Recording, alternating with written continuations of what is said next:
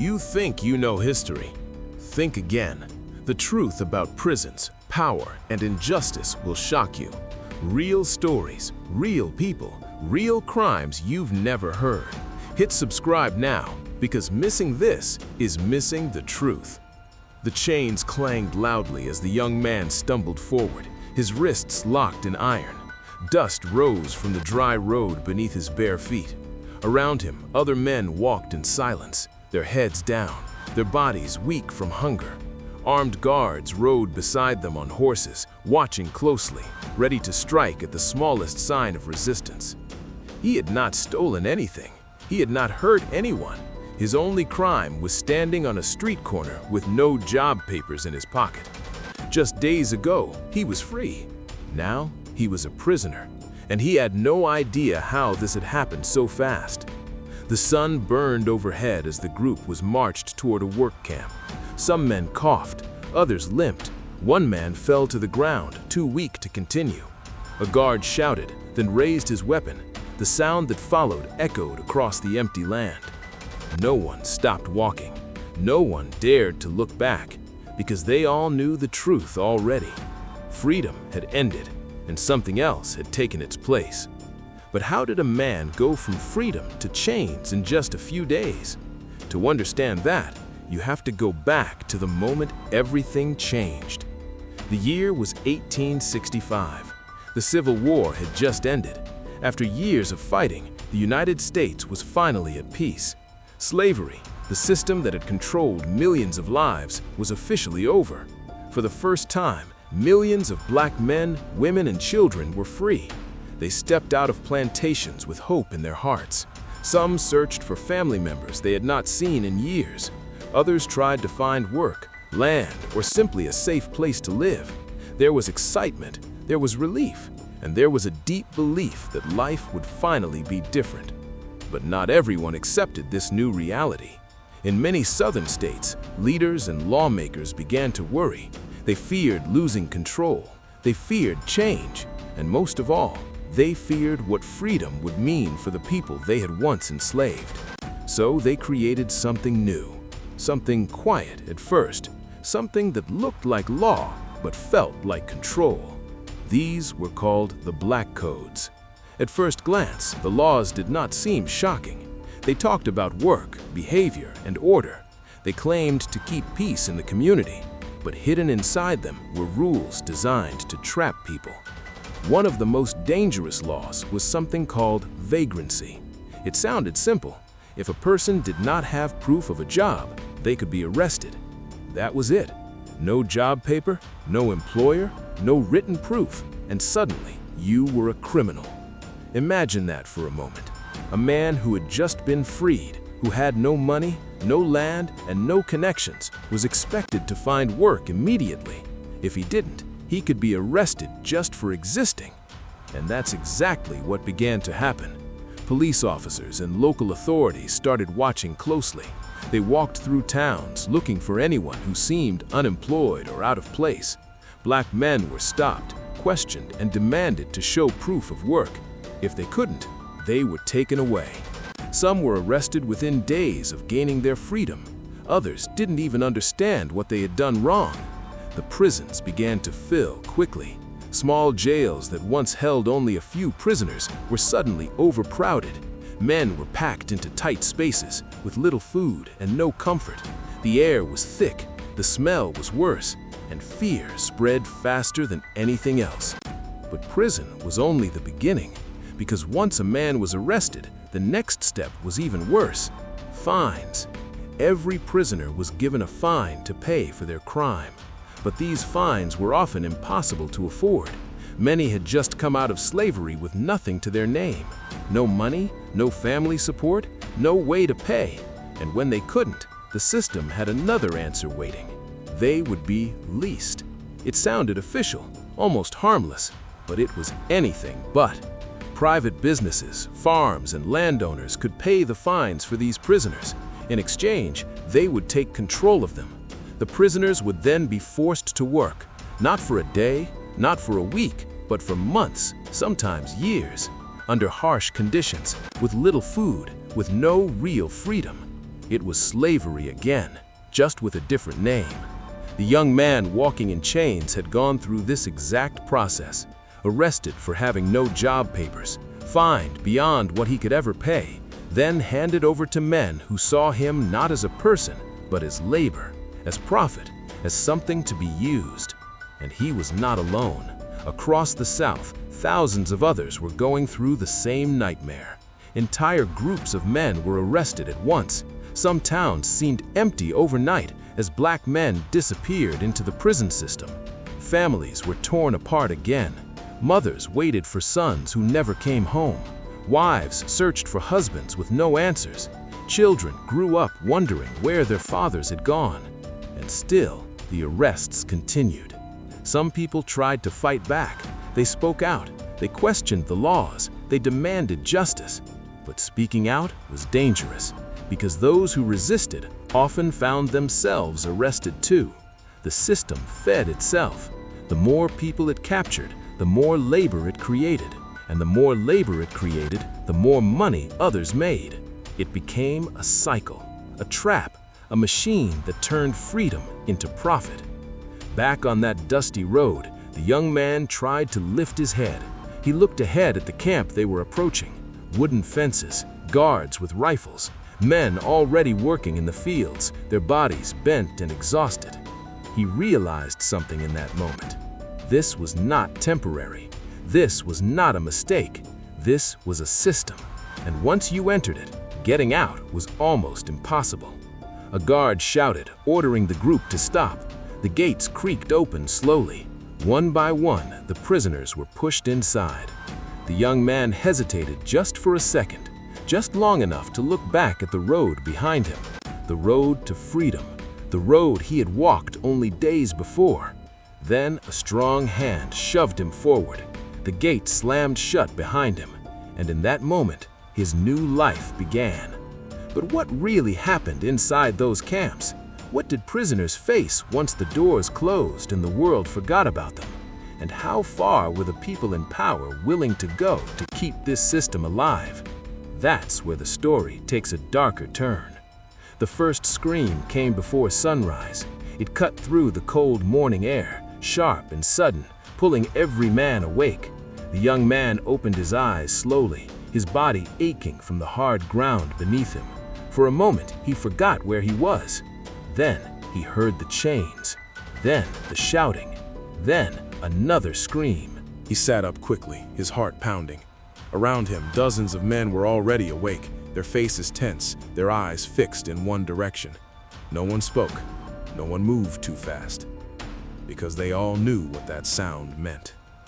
Punishment had begun. A guard's voice rang out, loud and angry. Boots hit the dirt. The sound of something striking flesh echoed again, this time closer. The young man forced himself to look. A man had been dragged into the open yard.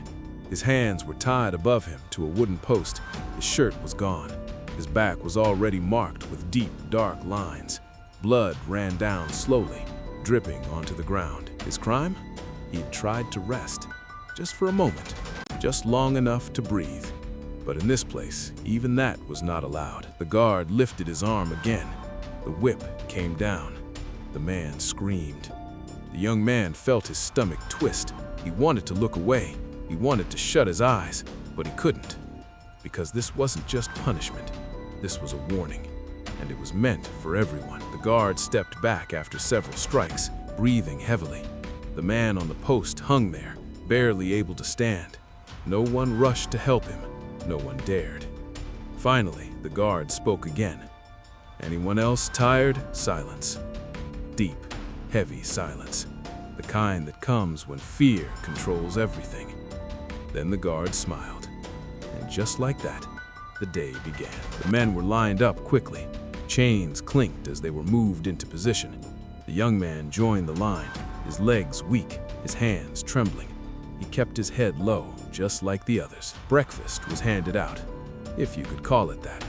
A small portion of cornmeal, sometimes spoiled, sometimes mixed with dirt. A cup of water that tasted like rust. No one complained, because complaining brought attention, and attention brought punishment. The young man forced himself to eat. His body needed strength, even if the food made him sick. Around him, others did the same, chewing slowly, quietly, as if making noise could cost them everything. Then came the work. The gates opened, and the prisoners were marched out again. Fields stretched far into the distance. Others were taken to construction sites, some to rail lines. Everywhere there was labor. Endless labor. The sun rose higher as they worked. The heat grew stronger. Sweat poured down their faces, mixing with dust and pain. Guards watched from horseback, rifles ready, eyes sharp. If someone slowed down, they were shouted at. If they stopped, they were hit. If they resisted, they disappeared. The young man worked beside an older prisoner. His hands were rough, his movements slow but steady. After a while, the older man spoke, his voice low. "First time?" The young man nodded slightly. The older man sighed. "They always do." For a moment, they worked in silence. Then the young man whispered, barely loud enough to hear, "How long do we stay here?" The older man didn't answer right away. Instead, he kept working. Then finally, he spoke, "Until they're done with you." The young man frowned, confused. "What does that mean?" The older man looked at him for the first time. His eyes were tired, not just from work, but from something deeper. "It means you don't leave because your time is up." He paused. "You leave if you survive." The words hit hard, harder than any whip, because in that moment, the young man understood something he hadn't fully seen before. This wasn't prison. This was something else, something worse. The hours dragged on. Every minute felt longer than the last. The young man's arms burned, his legs shook, his hands bled. But he didn't stop. He couldn't, because he had seen what happened when someone did. By midday, the heat became unbearable. Some men collapsed where they stood. Guards shouted, forcing them back up. One man didn't move at all. The guards walked over, checked him briefly, then dragged his body away.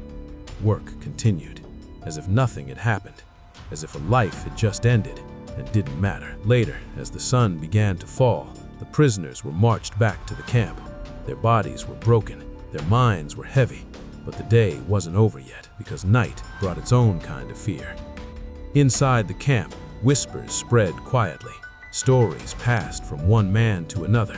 Stories about people who had tried to escape, about what happened to them. One man spoke in a low voice, his face serious. "They caught one last week." The group leaned in slightly.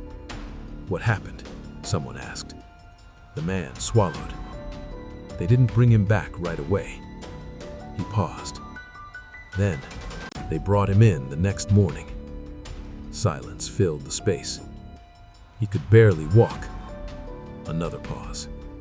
"They made everyone watch." The young man didn't want to hear the rest, but he couldn't stop listening. "They said, 'This is what happens when you forget your place.'" No one spoke after that, because everyone understood.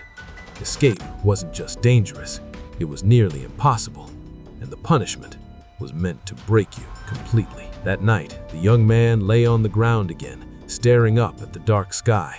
His body screamed with pain. Every muscle hurt. Every breath felt heavy. But sleep didn't come easily, because his mind wouldn't rest. He thought about freedom, about the day he walked away, believing life would change. He thought about how quickly it had all disappeared, and he thought about the truth he was now living. This system wasn't broken. It was working exactly as intended. Days turned into weeks, weeks into something harder to count. Time didn't matter anymore. Only survival did. The young man began to notice changes in himself. His movements became slower, more careful, his voice quieter, his thoughts heavier. He learned the rules. Don't speak unless necessary. Don't stand out. Don't resist. And most importantly, don't hope too much. Because hope could break you faster than anything else. But deep inside, something still remained. A small part of him that refused to disappear. And one night, that part began to grow. It started with a whisper, a quiet voice in the darkness. we don't have to stay here." The young man turned his head slowly. A small group of men sat nearby, their faces barely visible. "What are you saying?" someone asked. The voice came again. "There's a way out." No one spoke for a moment. Then the older prisoner from before leaned forward. "You're going to get us killed," he said quietly, but the voice didn't stop. "I've been watching the guards, the patterns, the shifts. There's a gap." Now everyone was listening, even the young man. Because for the first time since he arrived, there was something different in the air. Not fear, not pain, but something dangerous, something powerful. Hope. And that's exactly what made it so risky. The young man swallowed hard, because he knew one thing for sure. If this plan failed, the punishment wouldn't just be for one person, it would be for all of them. And as the whispering continued in the darkness, a choice was forming.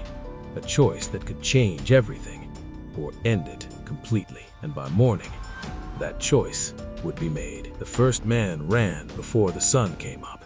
No warning, no signal, just movement. The young man's eyes snapped open as he heard the sudden rush of footsteps cutting through the quiet darkness. For a split second, no one understood what was happening. Then came the shout. "Stop!" A gunshot exploded across the camp. The sound froze everyone in place. The young man pushed himself up, his heart racing so fast it felt like it might burst. Around him, men scrambled, some ducking low, others too afraid to even move. Another shot rang out.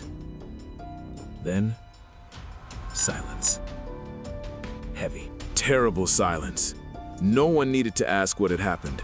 They already knew. The plan had begun, and it had already gone wrong. Guards flooded the yard within seconds, their boots pounding hard against the ground. Lanterns swung wildly, casting long, shaking shadows across the prisoners' faces. The young man stayed still, barely breathing. "Line up!" a guard shouted. No one hesitated. Chains rattled as the prisoners quickly formed rows, heads dropped, eyes lowered. Fear returned, stronger than ever. Then they brought him back, the man who had run, or what was left of him. He was dragged across the dirt, his body limp, leaving a dark trail behind. The young man felt his stomach twist so hard he had to look down, but he could still see it. The blood, the stillness, the end. The guards didn't rush, they didn't panic. They wanted this moment. They wanted everyone to see. One guard stepped forward slowly, looking over the prisoners like he was choosing something. Then he spoke. "This is what happens." His voice was calm, too calm. "No one leaves here." A pause. "No one."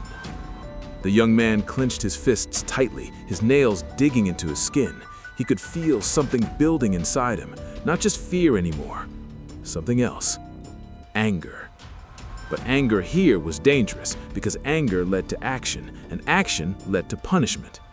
Still, he couldn't stop thinking. The whisper from the night before, the plan, the hope. Was it all gone now? Or had it just begun? The guards weren't finished. They turned their attention back to the prisoners. "You think one man acts alone?" another guard said. No one answered, but the silence gave them what they needed.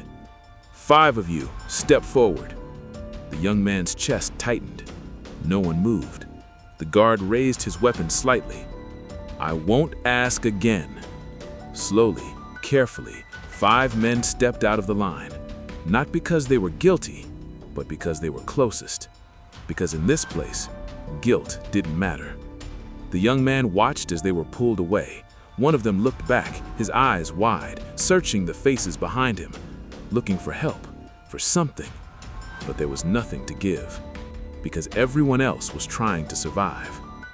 That morning, work didn't start right away. Instead, the entire camp was forced to stand and watch. The punishment lasted long enough to make a message clear, long enough to break something inside every man who saw it. The young man didn't move, didn't speak, didn't even breathe too loudly. But inside, something changed. Something deeper than fear. Because now he understood the truth completely. This system didn't just control bodies, it controlled minds. It crushed hope before it could grow. It turned men against each other, and it made survival the only goal. But even then, not everyone gave up. Days passed after the failed escape. The camp became quieter, more controlled, more tense. Guards watched closer than ever. Punishments came faster. Food portions became smaller. Work hours stretched longer. It was like the camp itself had become angry. The young man kept his head down. He followed every rule. He avoided attention. But he listened, always listening. Because even after what had happened, the whispers didn't completely stop. They just became more careful, more hidden. One evening, as the sun dipped low and the sky turned dark orange, the older prisoner sat beside him again. For a long time, neither of them spoke. Then the older man finally said quietly, "You're still thinking about it." The young man didn't answer, but that was answer enough. The older man nodded slowly. "I did too," he said. A pause. "A long time ago." The young man looked at him. "What happened?" The older man let out a slow breath. "I realized something." He looked out across the camp. "They don't just want us to stay here." Another pause. "They want us to believe we belong here." The words hit hard because they were true. Every rule, every punishment, every moment of fear, it was all designed to change how they saw themselves. Not as free men, but as prisoners, as workers, as something less. The young man felt that anger again, stronger now, because this wasn't just about survival anymore. It was about something bigger, something deeper. His identity, his freedom, his life. But what could he do? One man in a system built to crush thousands. The answer came slowly, not as a plan, not as a shout, but as a quiet decision. He would survive, no matter what. Not just to live, but to remember, to carry the truth of this place beyond the walls. Because if no one knew, if no one spoke, then this would never end. Weeks later, something unexpected happened. Officials arrived at the camp. Not guards, not soldiers, men in clean clothes, men who didn't belong there. The prisoners were lined up again, but this time the mood was different. The guards were tense, careful, watching every movement. The officials walked slowly through, observing everything, the buildings, the workers, the conditions. One of them stopped near the young man. For a moment their eyes met, and in that moment, something passed between them. Recognition, not of who he was, but of what he was going through. The man didn't speak, but he didn't look away either. Then he moved on. The visit didn't last long, but it mattered, because word began to spread. Outside the camp, people were starting to notice, starting to question, starting to see. The arrests, the forced labor, the system. It wasn't completely hidden anymore, and that changed something, slowly, quietly, but powerfully. Because systems like this depend on silence, and silence was beginning to break. The young man sat that night under the open sky again.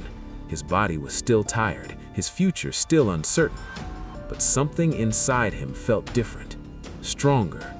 Not hope, not yet, but something close. Because now he knew this story didn't end here. This system wouldn't last forever, and one day the gates would open, not for escape, but for truth. And when that day came, everything would change. But until then, the chains remained, the work continued, and the fight to survive went on. The chains did not break overnight. They didn't fall off with a single law. They didn't disappear when people started asking questions. Instead, they slowly loosened. And for many men inside those camps, that change came too late. The young man noticed it first in the guards. They were still strict, still armed, still dangerous, but something had shifted. They were watching more carefully now, not just the prisoners, but each other. Orders were being followed more closely. Punishments, while still harsh, were no longer as careless or open as before. It was small, almost invisible, but it was there. And inside the camp, the prisoners felt it. Because when a system starts to fear being seen, it begins to change. Days later, the officials returned. This time, they stayed longer. They didn't just walk past, they stopped. They asked questions. They looked closer.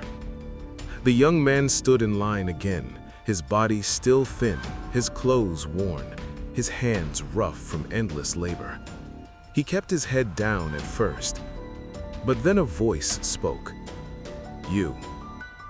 His heart jumped. Slowly, he looked up. One of the officials stood in front of him. Not a guard, not someone who would strike him. Someone different. "What is your charge?" the man asked. The young man hesitated. His mind raced. Should he speak? Would it make things worse?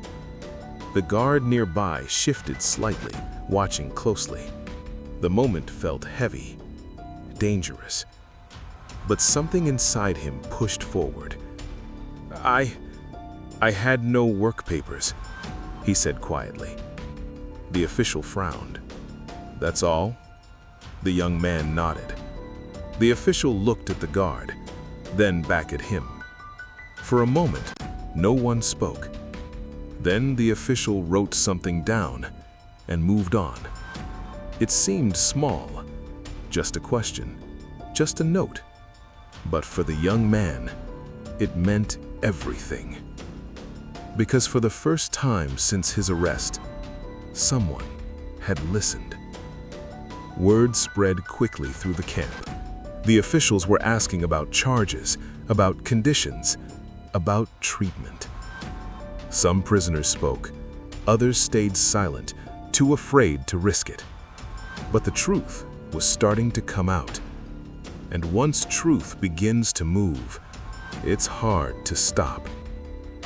Outside the camps, newspapers had begun to report stories. Stories of men arrested for nothing. Stories of forced labor. Stories that sounded too much like slavery, even though slavery was supposed to be over. People began to react. Some were shocked, some were angry, some refused to believe it. But the pressure grew, slowly, steadily, and the system that once operated in the shadows was now being pulled into the light. Back in the camp, changes started to happen. Not all at once, not enough to fix everything, but enough to be noticed. Food portions became slightly better. Work hours were shortened, just a little. Punishments were less public, less brutal, but still there, always still there. The young man noticed something else too. Some prisoners were leaving. At first, it didn't seem real. One man was called out of line, then another, and another. They weren't being taken to punishment. They weren't being moved to another work site. They were being released. No chains, no guards dragging them. Just walking out. The first time the young man saw it, he didn't believe it. He watched carefully, his eyes fixed on the gate. The man walked slowly at first, then faster. Then he was gone. Outside. Free. The young man felt something rise in his chest. Something he hadn't felt in a long time. Hope. Real hope. But it came with fear too, because hope had hurt before. Days passed. More names were called. More men left. Some cried as they walked out. Some didn't look back. Some looked like they couldn't believe it was real. The young man waited.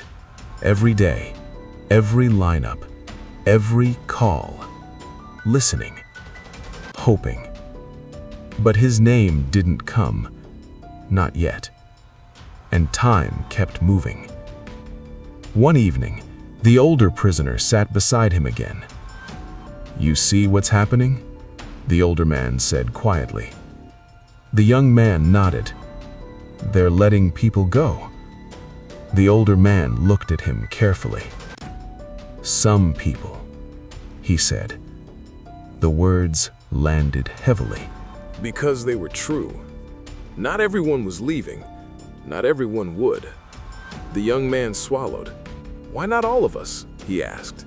The older man didn't answer right away. Then he said something the young man would never forget. "Because this system isn't ending." He paused. "It's changing." The young man frowned. "What do you mean?" The older man looked out into the dark. "They'll make new rules, new ways, new reasons." Another pause. "But the goal stays the same. Control." The young man felt that word without it being spoken. Control. Over lives, over freedom, over everything. And suddenly, he understood something deeper. This wasn't just about one camp, one law, one moment in time. This was something bigger. Something that could continue, even if it looked different. Days later, the young man's name was finally called. At first, he didn't react. He thought he imagined it. But then, it came again. Louder, clearer.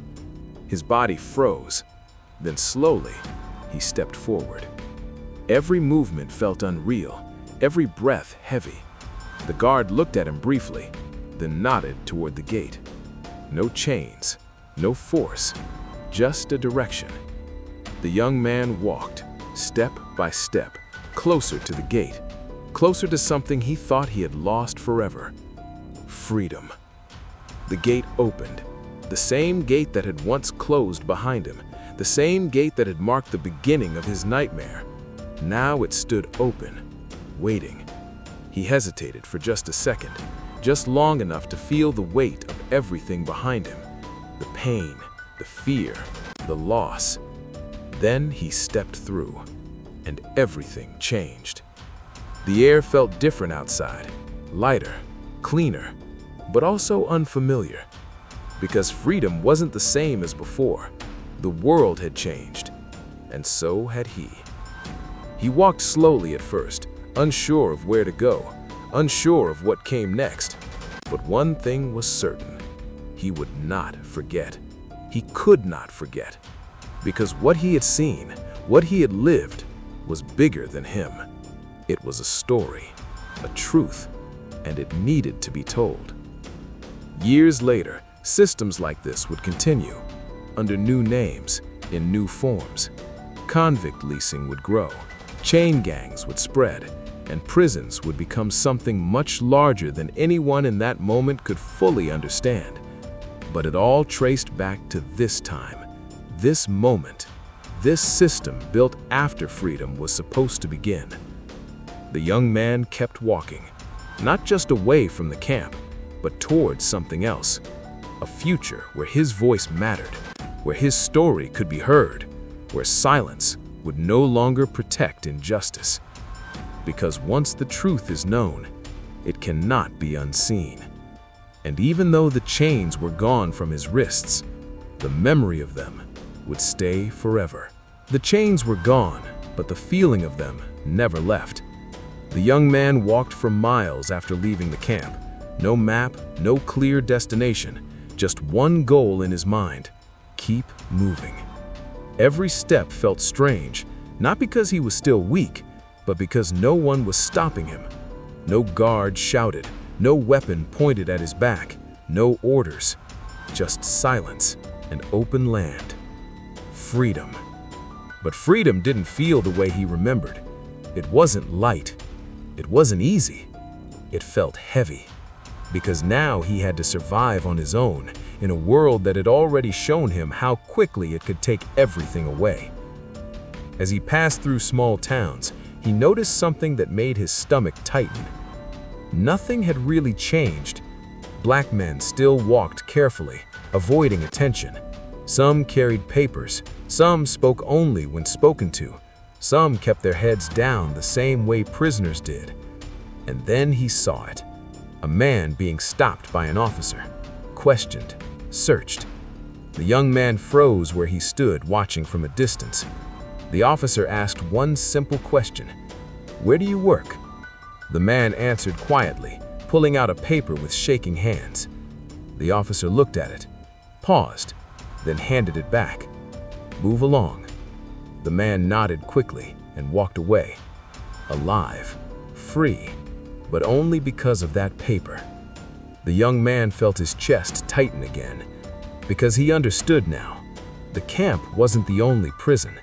The rules had spread beyond the fences, across towns, across roads, across entire states. Freedom still had conditions, and if you didn't meet them, you could be taken again, just like before. That night, the young man sat near a small fire outside a quiet village. He hadn't eaten much, he hadn't spoken to anyone, but his mind wouldn't stop moving. He thought about the older prisoner, his words, "This system isn't ending, it's changing." Now, out here, he could see it clearly. The system didn't need walls everywhere. It didn't need guards on every road, because fear was doing the work. Fear made people follow the rules. Fear kept them in line. Fear turned freedom into something fragile, something that could be taken at any moment.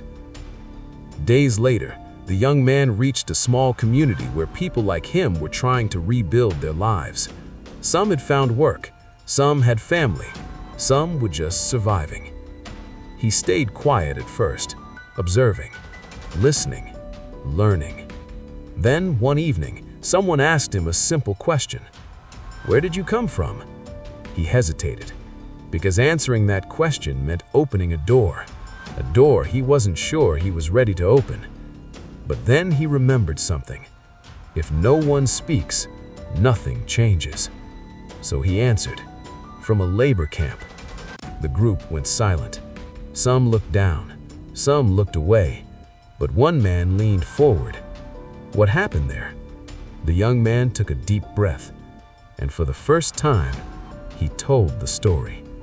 He spoke about the arrest, the charge that wasn't really a crime, the chains, the work, the punishment, the man who ran, the man who didn't make it, the whispers, the fear, the system. As he spoke, something shifted in the group. Faces changed, eyes widened. Some nodded slowly, as if they had heard pieces of this before, but never the full truth. When he finished, no one spoke right away, because what he had described wasn't just a place, it was a warning. One man finally said, quietly, "They're still doing it." The young man nodded. "I know." Another voice spoke, "Then people need to hear this." That was the moment everything changed again. Because surviving wasn't enough anymore. Now, there was a purpose. The young man began to travel again, but this time, he didn't walk in silence. He spoke to small groups, to workers, to anyone willing to listen. He told them what was happening behind the scenes, what the laws really meant, what could happen if they weren't careful. Some believed him immediately, others didn't want to, because the truth was hard, and fear made people hope it wasn't real. But slowly, the story spread. And as it spread, more voices joined in. Other survivors began to speak. Other witnesses came forward. And the silence that had protected the system for so long started to break. But breaking silence comes with a cost. One afternoon, as the young man finished speaking to a small crowd, he noticed something. Two men standing at the edge, watching, not listening, watching. Their clothes were clean, their posture stiff, their eyes focused. And in that moment, he knew the system was watching back. That night, he didn't sleep, because he understood the risk now. Speaking out made him visible. and being visible made him a target. Days later, it happened. He was stopped again. Different place, different officer, same question. Where do you work? The young man felt the moment freeze. Everything slowed down. The memory of chains, of camps, of punishment, all came rushing back at once. This was it. The same path, the same trap, the same system waiting to pull him back in. But this time, something was different. He looked at the officer, not with fear, but with understanding. He knew what this moment meant. He knew what could happen, but he also knew something else. He wasn't the same person anymore. "I work," he said slowly, "where I can." The officer frowned. That's not an answer. The young man didn't move, didn't look away. For a moment, the air felt heavy again, just like before. Then something unexpected happened. A voice came from behind. "He works with us." Another man stepped forward, then another and another. The small crowd that had heard his story now stood with him. The officer looked around. The moment shifted. The balance changed. This wasn't one man anymore. This was many, watching, standing, refusing to stay silent. The officer hesitated, then stepped back. "Move along," he said. The young man didn't move right away because he understood what had just happened. This was different. This was new. This was power.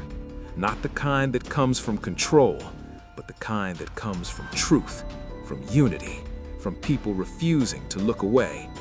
As he walked forward, he realized something important.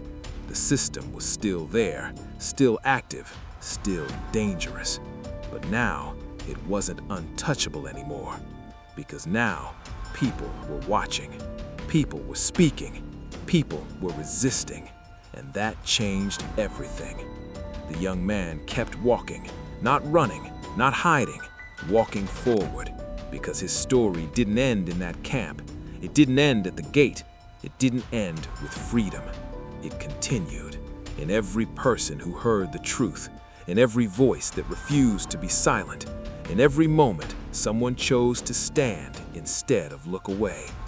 And even though the system would evolve, change its shape, hide in new ways, its foundation had been exposed. And once something is exposed, it can be challenged. The young man looked ahead. The road was still long, still uncertain, but it was his. Finally, his. And this time, he wasn't walking it alone. The next arrest didn't happen in the dark. It happened in daylight, in front of everyone. The young man was speaking again, standing near a small wooden building where a group had gathered. His voice was steady now, stronger than before. He had told this story many times, about the arrest, about the camp, about the system. People were listening closely, some with fear, some with anger, some with quiet understanding. And then it happened. Boots on dirt, heavy, fast. The crowd turned. 3 officers pushed through without hesitation, no warning, no questions at first, just presence, just control. The young man felt it instantly, that same cold feeling, the same one from before, the same one that meant everything could change in a second. "You," one officer said, pointing directly. The crowd went silent. No one moved, no one spoke. The young man stood still. His heart pounded hard in his chest, but his face didn't show it. Not this time, not anymore. "You're coming with us." A pause. The same words, the same pattern, the same system, reaching for him again. But something was different now. Before, he had been alone. This time, he wasn't. A voice from the crowd spoke up. "Why?" It was simple, just one word, but it changed the moment. The officer turned, surprised. "What? Why are you taking him?" the man asked again. Another voice joined. "He didn't do anything." Then another. "And we're all here. We heard everything." The young man didn't turn around, but he could feel it. The shift, the presence behind him, the strength, the support, the strength. The officer looked around, his expression tightening. "This doesn't concern you," he said, but it did. And everyone knew it, because this wasn't just about one man anymore. This was about the system itself, and whether people would continue to accept it or stand against it. The officer stepped closer. "You're under suspicion," he said. The young man spoke calmly. "For what?" The officer didn't answer right away, because there wasn't a clear answer, not a real one. Finally, he said it. "Vagrancy." The word hung in the air, the same word, the same charge, the same tool used to take freedom away. But this time, it didn't land the same, because now people understood it. They saw what it meant, they saw what it did, and they didn't stay quiet. "That's not right," someone said. "He works," another added. "We all do." The officer's grip tightened. "You're interfering." "No," a man stepped forward. "We're watching." That word mattered, watching, because the system had always depended on something very important, silence. And now, silence was gone. The young man finally turned slightly, just enough to see the faces behind him. Not afraid, not backing away, standing together. In that moment, he realized something powerful. The system was strong, but it wasn't unstoppable. Not when people stood together, not when truth was spoken out loud. The officer looked around again. Too many witnesses, too much attention, too much risk. This wasn't a hidden arrest anymore. This was public, and public meant dangerous for them. After a long pause, the officer stepped back. "This isn't over," he said. Then they turned and walked away, just like that. The young man didn't move, not yet, because he needed to be sure, needed to feel it. They were gone. The crowd slowly began to breathe again. Murmurs spread, some relieved, some shocked, some still tense. The young man looked at them, really looked at this time, and he understood something clearly. This was how change began. Not all at once, not in one big moment, but in small acts. Voices speaking, people standing, fear being challenged. That evening, the group stayed together longer than usual. No one rushed away. No one wanted to break the moment, because they all knew what had just happened mattered a lot. The young man stood quietly for a while. Then someone asked him a question. "What happens now?" He thought about it, really thought, because this wasn't the end, not even close. "The same thing," he said. The group listened. "They'll keep trying." A pause. "They'll change the way they do it." Another pause. "But they won't stop." Silence followed, because everyone knew that was true. Then he added something else. "But neither were we." That changed the feeling. Not fear, not worry, something stronger, determination. Because now people understood what they were facing, and understanding leads to action. Days turned into weeks again, but things were different now. Not perfect, not safe, but different. More people were aware of the laws, more people carried papers, more people watched carefully, and more people spoke out when something felt wrong. The system didn't disappear, it adapted, just like before. In some places, arrests became quieter, more hidden, less public, but the stories kept spreading, the truth kept moving, and once people see the truth, it's hard to ignore it again. The young man continued his journey, not just traveling, but teaching, sharing, warning, because his story wasn't just about the past anymore. It was about the future, about making sure others didn't fall into the same trap. One evening, as the sun set low across the land, he stopped and looked back, not at a camp, not a prison, but at everything that had happened. The arrest, the chains, the work, the pain, the survival, and the moment everything began to change. He realized something important. Freedom isn't just given, it's protected, it's defended, it's lived. And if people stop paying attention, it can be taken again. He turned forward again, and kept walking, because the story didn't end with him. It didn't end with that moment. It continued in every person who heard it, in every voice that refused to be silent, in every stand taken against something wrong. The system that began in 1865 didn't vanish. It changed names, changed forms, moved through time, but its roots remained, and so did the resistance. Because as long as people remember, as long as people speak, as long as people stand together, it can be challenged, it can be exposed, and one day, it can be broken. The paper could save your life, or it could destroy it. The young man didn't understand that at first, not fully. He had seen men carry papers. He had seen officers ask for them. He had seen what happened when someone didn't have one. But now, standing on a dusty road again, face to face with another officer, he felt the full weight of it. "Show me your work paper." The words were calm, too calm. The young man reached slowly into his pocket. Around him, the world seemed to fade. The sounds of people moving, talking, living, all disappeared. Only this moment mattered. His fingers touched the paper, thin, worn, but important. He pulled it out carefully and handed it over. The officer took his time, looked at it, turned it slightly, read it again. The young man didn't move, didn't breathe too fast, didn't speak, because he knew, even with the paper, nothing was guaranteed. The officer looked up. For a long second, their eyes met. Then, a voice called from across the road, "Officer!" The moment broke. The officer glanced away, distracted.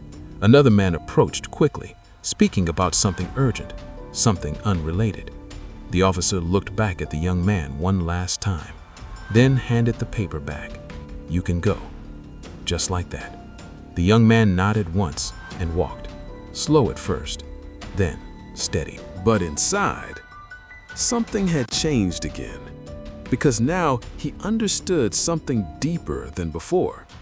Freedom had conditions, and those conditions could shift at any moment. A paper today, a new rule tomorrow, a different excuse the next day. The system didn't need to stay the same. It only needed to stay in control. Days later, the young man reached a larger town, busier, louder, more people, more movement, but also more eyes. He noticed it right away. Officers moved through the streets more often, stopping people, asking questions, checking papers. Some people passed without trouble, others didn't. He saw one man pulled aside near a market. The same question, the same tension. But this time, the man didn't have a paper. The young man slowed his steps, watched carefully. The man tried to explain, said he had just arrived, said he was looking for work, said he meant no harm. It didn't matter. The officer grabbed his arm, pulled him forward. The man resisted slightly, not to fight, just from fear. But even that small movement changed everything. More officers stepped in, voices raised, the crowd backed away. And just like that, another life was taken. Not ended, but taken. Pulled into the same system, the same path, the same trap.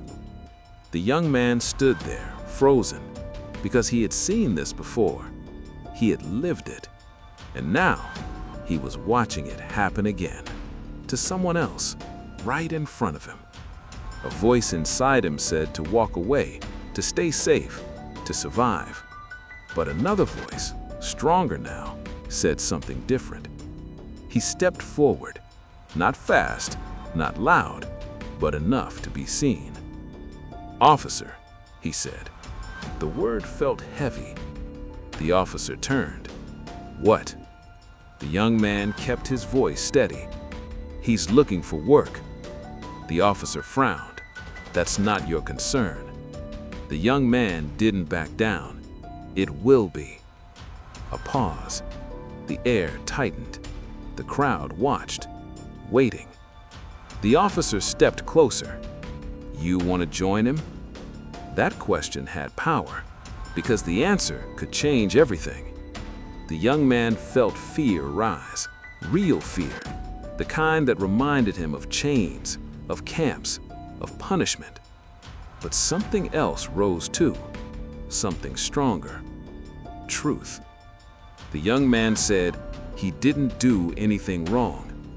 The officer's eyes narrowed. "Neither did you," he replied. The message was clear. That could change at any moment. The young man stood still, not moving, not speaking, just standing. Then another voice joined. "He's right." Then another. "He didn't do anything." More people stepped closer. Not too close, but enough. The same shift as before, the same energy, the same power growing. The officer looked around. Again, too many eyes, too many witnesses, too much attention. He released his grip slightly, not fully, but enough. The man being held looked up, confused, hopeful, scared all at once. The moment stretched. Then finally, "Get out of here," the officer said. He let go. The man didn't wait. He moved quickly into the crowd, disappearing within seconds. The young man stepped back. The tension slowly broke, but something stayed, something important. Because this wasn't just a moment. This was a shift, a change. People were starting to act. Not just watch, not just whisper, but act. That evening, the young man sat with a small group again. Different place, same purpose. Talking, sharing, planning. Not escape, not rebellion, but awareness. Because awareness was powerful. It changed how people moved, how they spoke, how they protected themselves and each other. One man asked quietly, "Do you think it will ever stop?" The young man thought about it, about everything he had seen, everything he had lived, everything still happening. Then he answered honestly, "Not on its own." Silence followed. Then he added, "But systems like this don't survive forever." A pause. "They depend on fear." Another pause. "And fear doesn't last when people stand together." That stayed with them because it was true. Every moment they had seen change came from people refusing to stay silent, refusing to stand alone, refusing to accept what was happening as normal. Days turned into more days. More stories spread. More people spoke. More moments like the one in the street happened. Small at first, then more often. Not everywhere, not all at once, but enough to matter. The system adjusted, like always. But now, it faced something new. Resistance. Not loud, not violent, but steady, growing, real. One morning, as the young man walked along a quiet road, he stopped, looked out across the land. The same land where he had once walked in chains. The same land where he had once felt completely alone. Now, it felt different. Not safe, not free in every way, but changing. And he realized something important. This wasn't the end of the story, not even close. This was just another chapter. Because what started in 1865 didn't end there. It continued through time, through systems, through laws, changing shape, but keeping its core. And the fight against it also continued, through voices, through truth, through people willing to stand. The young man took a deep breath, then kept walking, forward, always forward, because the road ahead was still long. But now, it wasn't empty. The law didn't disappear. It just learned how to hide. The young man realized that the day he saw a chain gang for the first time. They were moving slowly along the roadside, a line of men, wrists locked together, ankles dragging through dust. Guards walked beside them, rifles resting on their shoulders, eyes sharp and watchful. At first glance, it looked different from the camp. No tall fences. No gates, no walls, but the chains were still there. The control was still there. And the fear was exactly the same. The young man stopped walking. He couldn't help it, because what he was looking at was the same system, just in a new form. One of the men in the chain gang looked up briefly. Their eyes met for a second. And in that second, everything was understood. No words, no explanation, just recognition. The young man's chest tightened, because he knew how that man got there. A small charge, a missing paper, a moment of bad luck, and now he was back in chains. The guards shouted, pushing the line forward. The men moved again, slow, heavy, controlled. The young man didn't move until they disappeared from sight. Then he turned and walked in the opposite direction. But the image stayed with him because it proved something he had feared all along. This system wasn't ending, it was spreading. It was becoming something bigger, something harder to see, harder to fight, because it didn't always look like a prison anymore. Sometimes it looked like work. Days later, he reached another town, different from the last, quieter, more controlled. People moved carefully here, spoke less, watched more. The young man felt it immediately. This place knew something, or maybe this place had learned to stay silent. He found a small group sitting behind a building late in the evening. They were talking in low voices, careful voices, the kind that don't carry far. He approached slowly. They noticed him right away. Eyes sharp, guarded. "You new here?" one man asked. The young man nodded. Pass him through. A pause. Then another question. "You seen it yet?" The young man didn't need to ask what "it" meant. "Yes," he said. The group exchanged looks, quiet understanding. Then one of them leaned closer. "They don't call it prison here." The young man frowned slightly. "What do they call it?" The man gave a small, bitter smile. "Work." The word hung in the air. Heavy. Wrong. Because they all knew the truth behind it. Forced work. Controlled work. Punished work. The same system, just renamed. "They pick people up for small things," another man said. "Same as before. Then they send them out in groups," someone added. "Roads, fields, construction." The young man listened carefully, because this wasn't new, but it was evolving, and that made it more dangerous. People don't talk about it. Too risky. The young man nodded slowly, because he understood that fear. He had lived it. But he also knew something else. Silence protects systems like this, always. "They should talk," the young man said quietly. The group looked at him, not angry. Not disagreeing, just cautious. One man shook his head. "Talking gets you taken." The young man didn't argue, because that was true too. But he leaned forward slightly. So did silence. That landed differently, because deep down, they knew it. A long silence followed. Then one of the men asked, "You've been through it, haven't you?" The young man nodded. The group shifted closer, not out of curiosity, but out of need, because they wanted to understand, to prepare, to survive. And so, he told the story again. The arrest, the camp, the work, the punishment, the escape attempt, the changes, the resistance, everything. This time, the reaction was different. Not shock, not disbelief, but recognition. Because parts of his story were already happening here. "They're just doing it smarter now," one man said quietly. The young man nodded. "Yes." Another man spoke. "Harder to prove." "Yes." Another pause. "Harder to stop." The young man didn't answer right away, because that question was bigger, more complex. Finally, he said, "Only if people don't see it." That was the key. Seeing, understanding, recognizing the pattern, because once you see it, you can't pretend it's something else. The next day, something happened that changed everything again. The young man was walking through the town when he heard shouting, not normal shouting, urgent,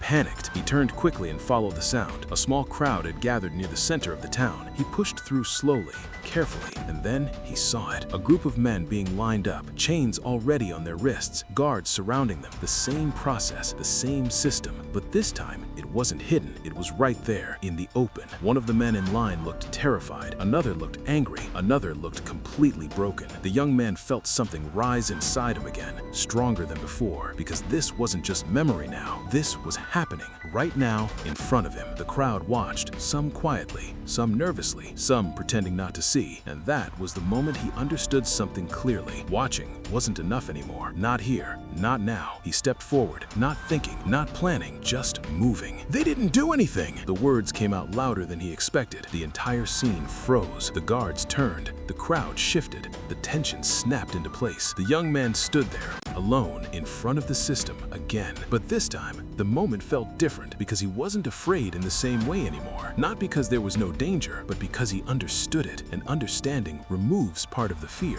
What did you say? A guard asked. The young man held his ground. They didn't do anything. The guard stepped closer. You want to join them? The same question, the same threat, the same choice. The young man felt the weight of it, felt the risk, felt everything that could happen next. But then, a voice behind him spoke. He's right. Then another. They didn't do anything. More voices, more movement. The crowd was changing. Again, the guards looked around. The same problem. Too many eyes, too many witnesses, too much attention. The moment stretched, balanced, uncertain, and then everything shifted, but not in the way anyone expected, because instead of backing down, the guards tightened their grip, and one of them stepped forward, pointing directly at the young man. Take him too. The words hit like a strike of thunder across the crowd. For a moment, no one moved. Take him.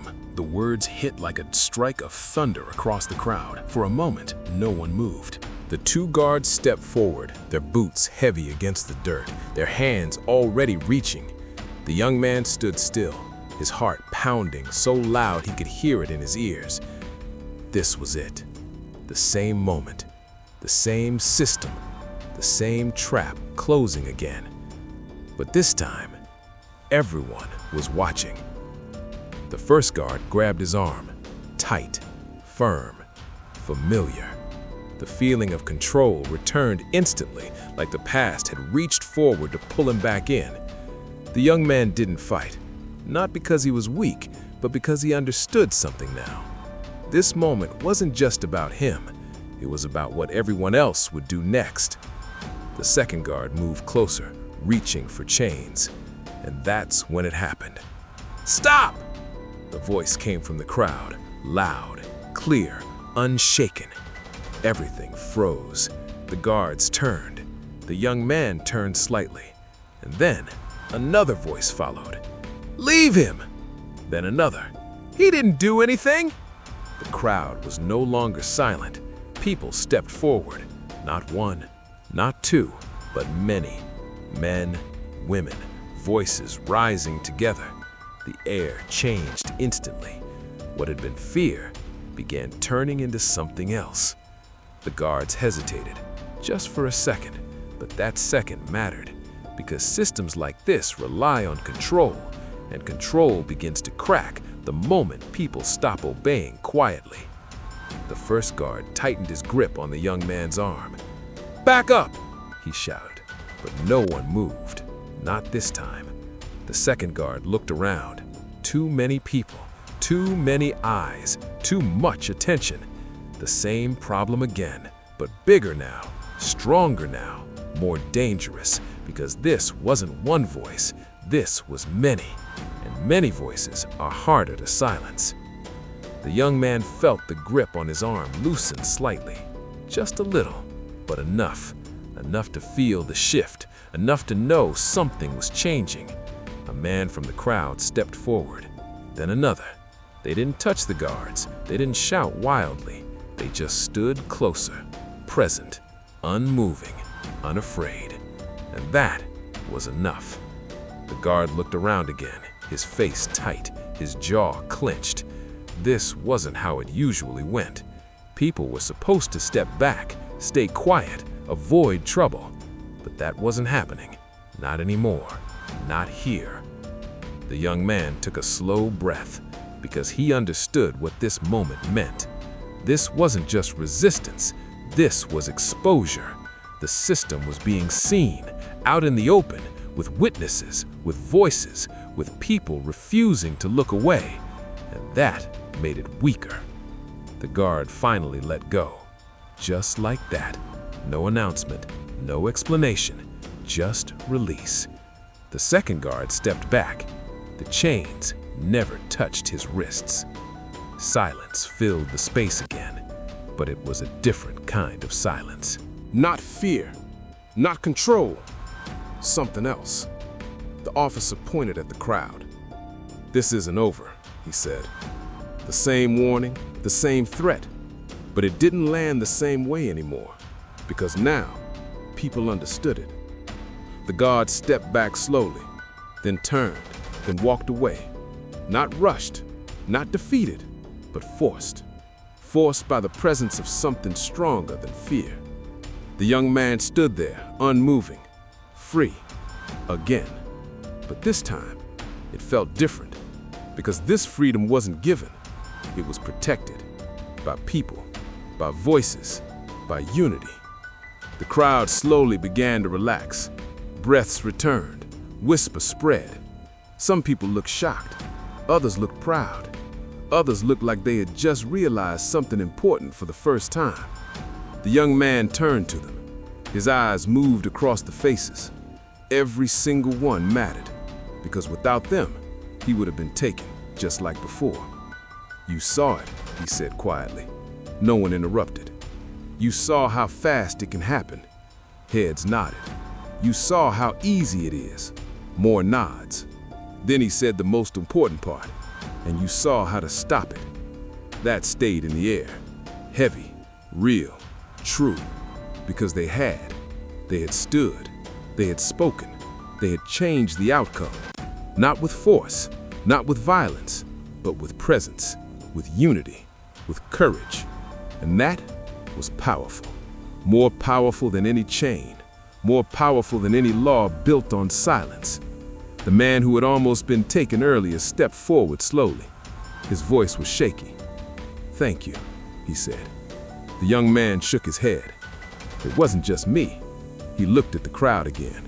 "It was all of you, because that was the truth, always had been. The system worked when people stayed alone.